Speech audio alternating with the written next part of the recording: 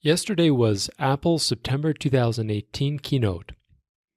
After the very good June 2018 keynote, I was pretty excited for yesterday's presentation.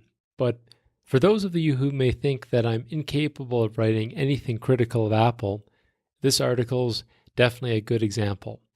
The presentation was quite poor, both in the product releases as well as the actual presentation style itself.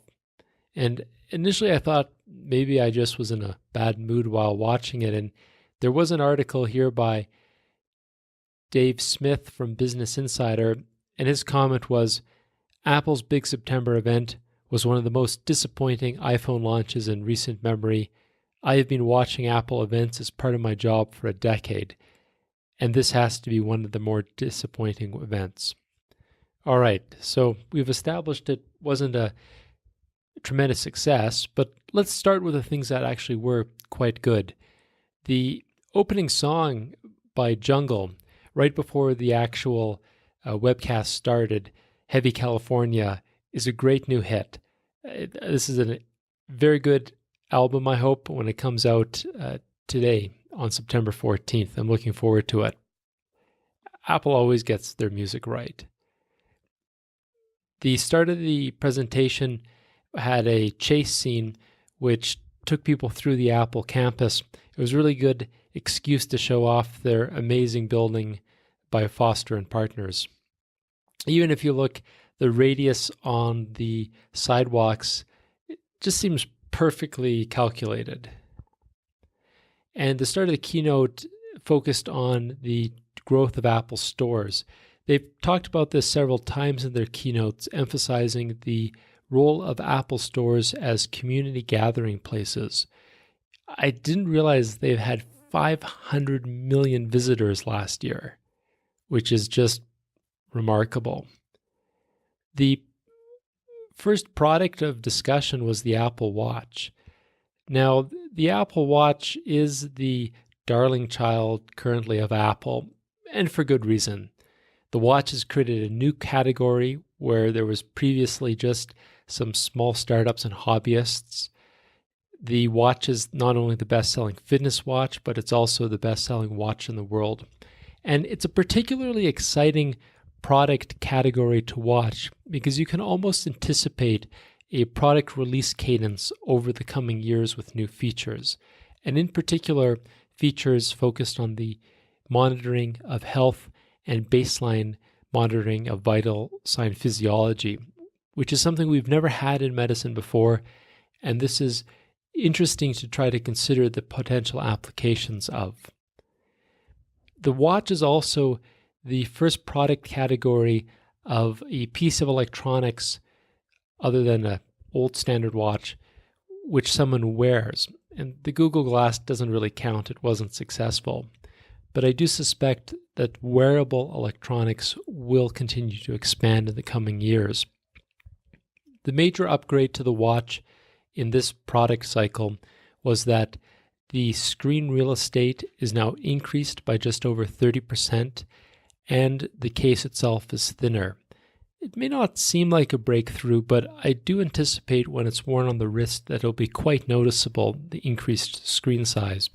And the thinner profile and rounded edges are really quite beautiful in the photos and videos I've seen. The digital crown is also being reworked so that there's tactile feedback. And this will mean that the user interaction with this crown will allow greater precision. You'll get immediate feedback as you flip through album art or as you dial in a number as if you were rotating a mechanical dial. I think this is a great addition. Apple Watch, of course, has a huge focus on health. And one of the great additions was that there's now better accelerometers and gyroscopes. And this means that the watch can be used as a fall alert device. This is good for a few reasons. One, fall alert devices on the market currently can be expensive for some, and some of them don't even automatically detect a fall. You need to manually press the fall or the alert button. The iWatch takes this concept of fall alerts in the elderly one step further by automatically calling EMS, by sending your GPS location, and by notifying your emergency contact list. Being able to keep seniors at home and age in place is an important part of technology, and hopefully the watch will help give the necessary peace of mind to make this happen. The watch itself, as we know, is ultimately trying to become a health monitoring device. Tim Cook, several years ago at several different keynotes and presentations, used the analogy that a car has a monitor, and ultimately the check engine light will alert the driver when something's wrong. Apple's been trying to develop the check engine light for the human body. Last year, they released new algorithms where they would alert users when their heart rate was inappropriately elevated, which could suggest that the person had atrial fibrillation.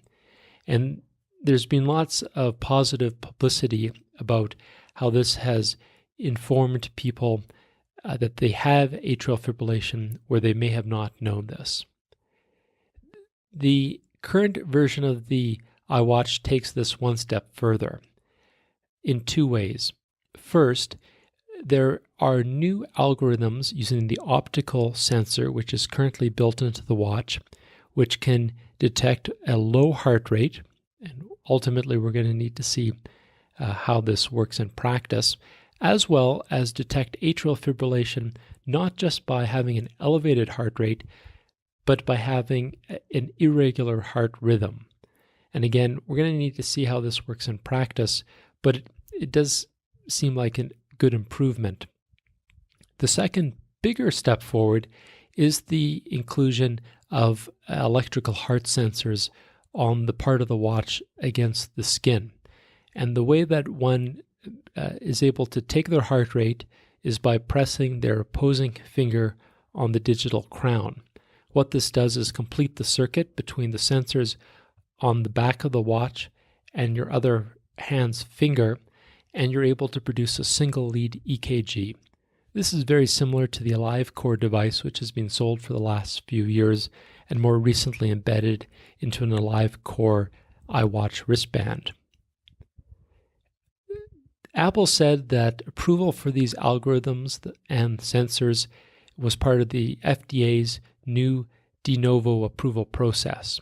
They've been classified as Class 2 devices, and ultimately what people want to see at this point in time is to see the first-hand studies that are going to be used to validate these products. Especially after the Theranos debacle, people don't trust third-party validations, even if it is the FDA. I think physicians, scientists, and the general public want to see the evidence that was used to receive these FDA approvals and evaluate it themselves.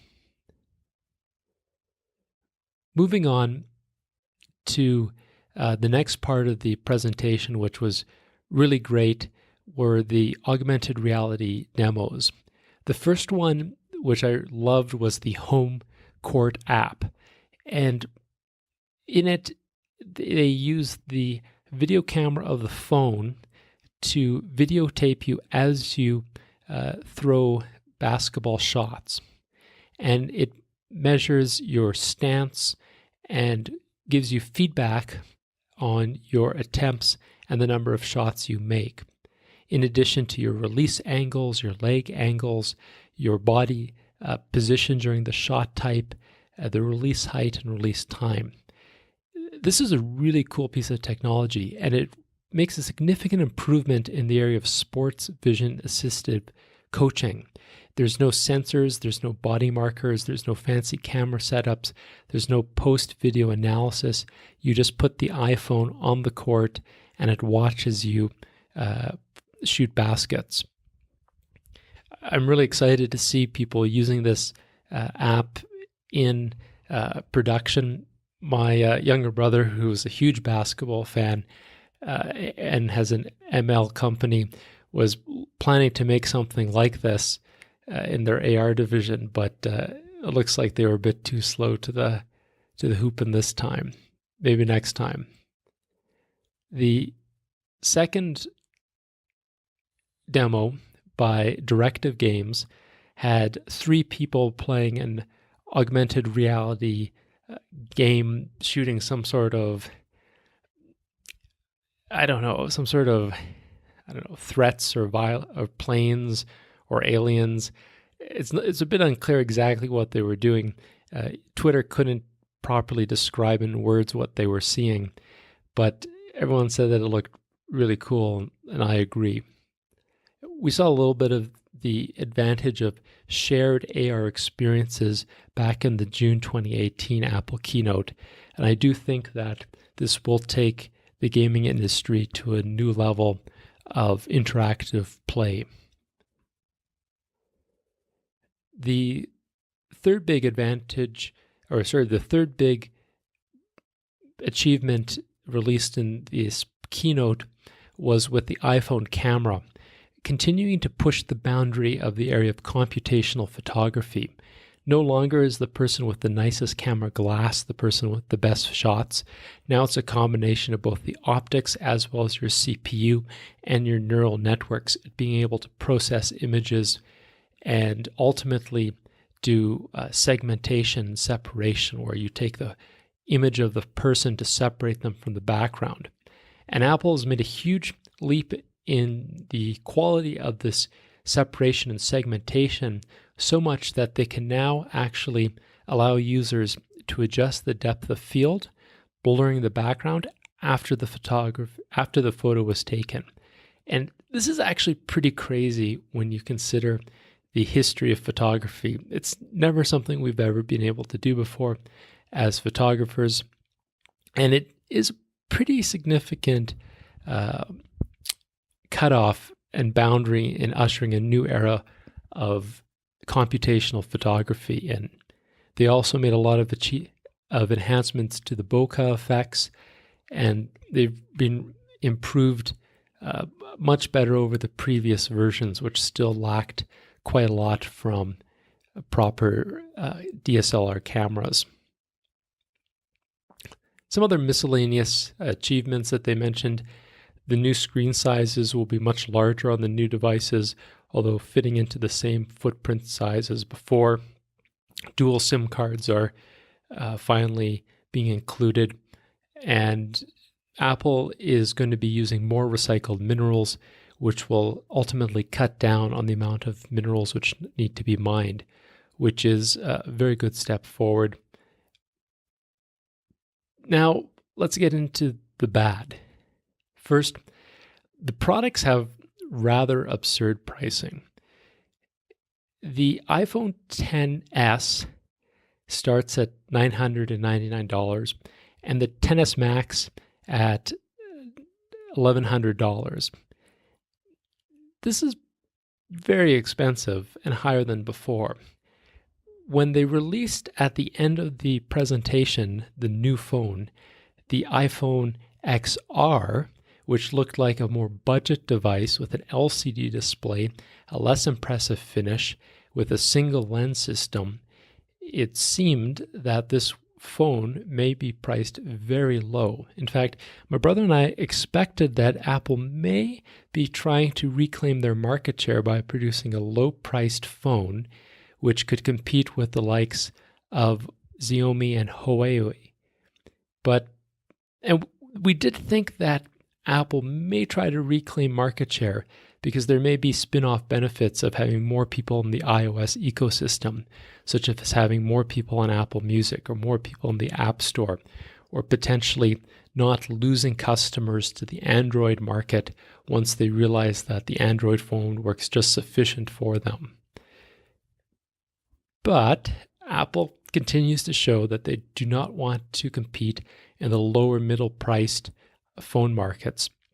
And in fact, they priced this, what we thought was going to be a budget phone, at $750, essentially showing that they want to compete not only in the high-end market, but Apple is taking the price of their high-end phones and continuing to raise it.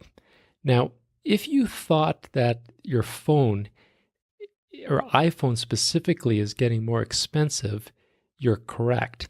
There's an old photo here from Steve Jobs showing one of the early iPhones priced at $199. That was the 3G model, which came out in 2008. There's a great chart here from My Broadband showing the price of iPhones over the last 10 years, starting in 2007. The initial iPhone was around the $500 to $600 mark. By the second version, the 3G in 2008, the price had gone down from $200 to $300, depending on your model. The price for the entry versions in 2011, 2012 continued to be $200, going up to $400 at the highest price point. And in 2013, the 5C model came out starting as low as $99. You see over 2014, the price going again from $200 for the iPhone 6 to $400 at the higher price of the iPhone 6. And now we begin to see the increase of price where the 6 Plus started at $300 and the 6S the next year in 2015 starting at $650. The 6S Plus starting at $750. We're now into 2015. And then in 2016, this iPhone 7 Plus was now $750 for entry pricing. In 2017, the iPhone 8 Plus was $800 for entry pricing. And the new iPhone 10 last year came in starting at $1,000. And so the price has escalated. This year's pricing of $1,000 and $1,100 for the new models of the iPhone 10 show the price continue to increase. And don't forget, those base models show just a tiny 64 gigabyte memory. And no one purchasing a phone of that quality, I think, would stick with the entry price, the entry memory card. And so it's really quite a pricey phone, and there's no evidence that Apple is trying to compete in the lower end market, which is not unsurprising given that that's not Apple's strategy. But given the benefits of the Apple ecosystem, I do wonder if it's the wrong decision. A few other critiques of the Apple presentation. The first part was that it actually was pretty boring. One of the fundamental rules of the pitch is you should show, don't tell. You should show the actual product you have and not just explain what it is that you're going to show someone. I couldn't believe that the amount of time that was spent just discussing very technical components, describing CPUs or GPUs or neural engine architecture, all before actually showing tangible evidence of what could be done. And in some of the presentation, they actually showed a still image picture of someone playing an AR game. I couldn't believe that they didn't actually have a video of the person playing the game or a live demo. It seemed like a major missed opportunity. And a lot of the presentation had a very lackluster appeal. There was a number of presentations where the speakers had very minimal enthusiasm and authenticity of what they were saying. It sounded as if they had rehearsed the same script so many times that there was no emotion left when they delivered it. But it was strange that if they had practiced so much, during the entire presentation, many speakers kept looking directly at the teleprompter in the first row. Quite a number, in such that even my brother commented on the same thing, that the speakers weren't speaking to the audience, but reading from a screen. I'm not sure who did the stage coaching this time, but it wasn't well done. I mean, Tim Cook always came off as authentic, and a particular shout out should be given to Lisa Jackson, who gave a really excellent presentation. Johnny Ive, of course, could narrate a commercial for anything such as a washing machine, and everyone would want to buy one. I do wonder if part of the reason that some of the presentation may have come off as inauthentic could be the excess hyperbole. Apple's used pretty much the same script for the last 10 years about how breakthrough and wonderful the products are. And although certain features certainly are new and certain features are breakthrough, to try to paint absolutely everything that is presented as amazing isn't really true. And I wonder if some of the speakers believed this. Finally, where was the narrative arc? Usually the Apple keynotes have good personal user stories about how the technology has impacted people's lives, told firsthand. But I didn't get that in this keynote. It came off as a series of performance metrics going through the ritual of having to deliver the September keynote. I do think Apple will have an October presentation in time for the holidays. There wasn't upgrades to their other product lines, and maybe in 2019 or 2020 we'll finally see the much anticipated AR goggles. But most importantly, iOS 12 ships on September 17th and the new Mac OS on September 24th. These are really good improvements to the software, which I'm very excited for.